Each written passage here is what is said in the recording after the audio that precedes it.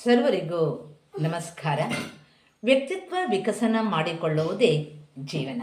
ಹೇಗೆ ಬದುಕಬೇಕು, ಬದುಕನ್ನು ಹೇಗೆ ನಡೆಸಬೇಕು, ಇತರರಿಗೆ ಉಪಕಾರಿಯಾಗಿ ಬದುಕುವುದನ್ನು ಹೇಗೆ ಕಲಿಯಬೇಕು, ದೊಡ್ಡ ಮನುಷ್ಯನಿಗಿಂತ ಉತ್ತಮ ಮನುಷ್ಯ ಬೇಕು. A good man is better than is great man. ವ್ಯಕ್ತಿಯಾಗಿಯೇ ಬದುಕಬೇಕು. ಆದರೆ ಇಂದಿನ ಯಾಂತ್ರಿಕ ಯುಗದಲ್ಲಿ ನಮ್ಮ ಜೀವನ ಹೇಗಿದೆ? ಒಮ್ಮೆ ಒಂದು ಹಳ್ಳಿಯ ಜನರು ಜಾತ್ರೆ ನೋಡಲು ಪೇಟೆಗೆ ಬರ್ತಾರೆ. ಎಲ್ಲರೂ ಒಟ್ಟಾಗಿ ಬರ್ತಾರೆ.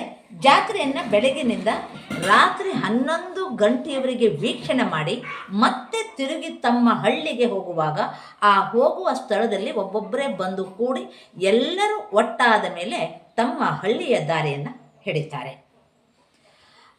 ಹಳ್ಳಿಯಿಂದ ಪೇಟೆಗೆ ಬರುವಾಗ ಹಗಲಲ್ಲಿ ಆ ಒಂದು ನದಿಯನ್ನು ದಾಟಿ ಬರಬೇಕಿತ್ತು. ಅಲ್ಲಿ ತೆಪ್ಪ ಮತ್ತು ಅಂಬಿಗ ಇದ್ದರು. ಇದರ ಸಹಾಯದಿಂದ ದಾಟಿ ಬಂದಿದ್ದರು. ಈಗ 11 ಗಂಟೆ ರಾತ್ರಿಯಾಗಿದೆ, ಹಳ್ಳಿಗೆ ಹೋಗಬೇಕು. ತೆಪ್ಪ ಇದೆ, ನದಿಯನ್ನು ದಾಟುವುದು ಹೇಗೆ? ಅಂಬಿಗ ಇಲ್ಲ.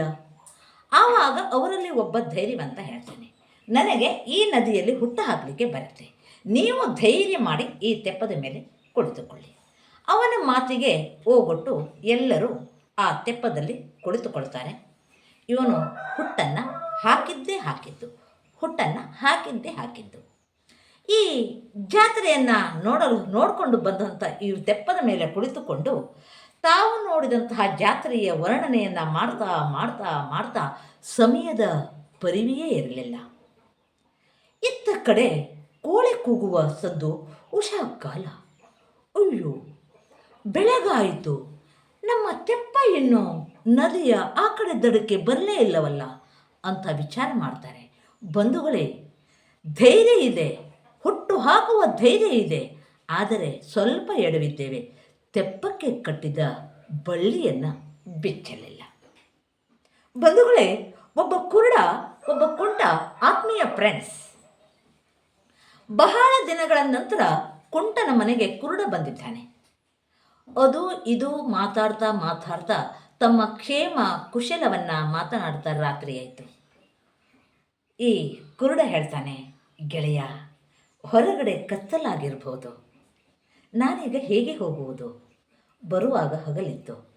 ಕುರುಡ ರಾತ್ರಿಯಲ್ಲಿ ಬರುತ್ತಾನೆ ಅಂತ ಬೇರೆಯವರಿಗೆ ಗೊತ್ತಿತ್ತು.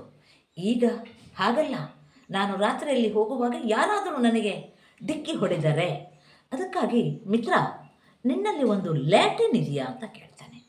ಆವಾಗ ಕುಂಟ ಹೇಳ್ತಾನೆ, ಗೆಳೆಯ, ನಿನಗೆ ಹೋಗಿ ಕತ್ತಲಾದರೇನೋ ಬೆಳಕಾದರೇನೋ, ನೀನು ಕುರುಡ ಅಂತ. ಆವಾಗ ಇಲ್ಲ, ನನಗೆ ಎದುರಿನವರಿಂದ ಏನಾದರೂ ತೊಂದರೆಯಾಗತ್ತೆ, ಅದಕ್ಕಾಗಿ ನಿನ್ನ ಹತ್ತಿರ ಒಂದು ಲ್ಯಾಟಿನ್ ಇದ್ದರೆ ಕೊಡು ಅಂತ ಹೇಳಿದಾಗ ಆ ಕುಂಟ ತನ್ನ ಕುರುಡ ಗೆಳೆಯನಿಗೆ ಲ್ಯಾಟಿನನ್ನು ಕೊಡ್ತಾನೆ.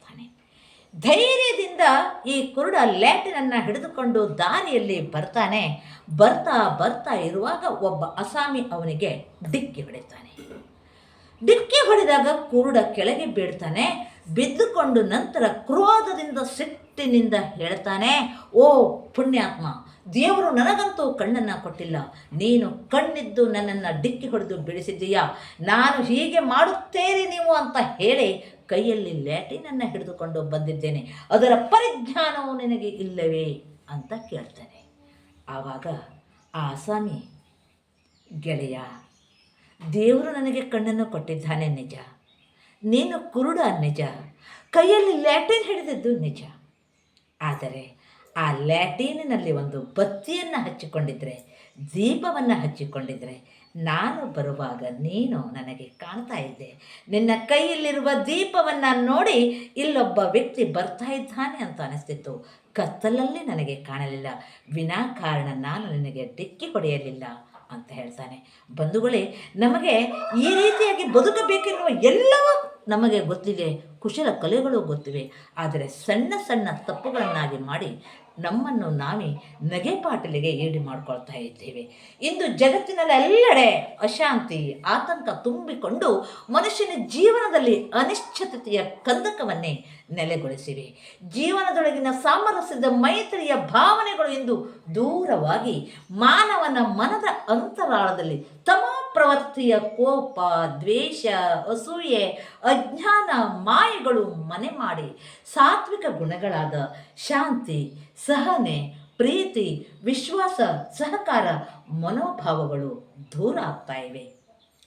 ಪ್ರಸ್ತುತ ದಿನಗಳಲ್ಲಿ ಮಾನವೀಯ ಮೌಲ್ಯಗಳನ್ನು ಕಾಣುವ ನಿಟ್ಟಿನಲ್ಲಿ ವಿಶ್ವ ಜನತೆಯನ್ನು ಮಾತ್ರ ಭಾವನೆಯಿಂದ ಹೃದಯ ಅಂತರಾಳದಲ್ಲಿ ಇಂಬಿಟ್ಟುಕೊಂಡು ಅವರ ಮನದೊಳಗೆ ನೈತಿಕ, ಧಾರ್ಮಿಕ, ಆಧ್ಯಾತ್ಮಿಕ ಮೌಲ್ಯಗಳನ್ನು ಅರಳಿಸಿ ಜಗದೊಳಗೆ ವಿಶ್ವ ಭಾತೃತ್ವ ಭಾವನೆಯಿಂದ ಬದುಕುವ ಆದರ್ಶ ತತ್ವ ಸಿದ್ಧಾಂತವನ್ನು ಗುರಿಯಾಗಿಸಿಕೊಂಡು ಬದುಕನ್ನು ನಡೆಸಿದರೆ ಆ ಬದುಕಿಗೊಂದು ಸಾರ್ಥಕತೆ ಬಂಧುಗಳೇ, ಆ ಬದುಕಿಗೊಂದು ಸಾರ್ಥಕತೆ. ಧನ್ಯವಾದಗಳು.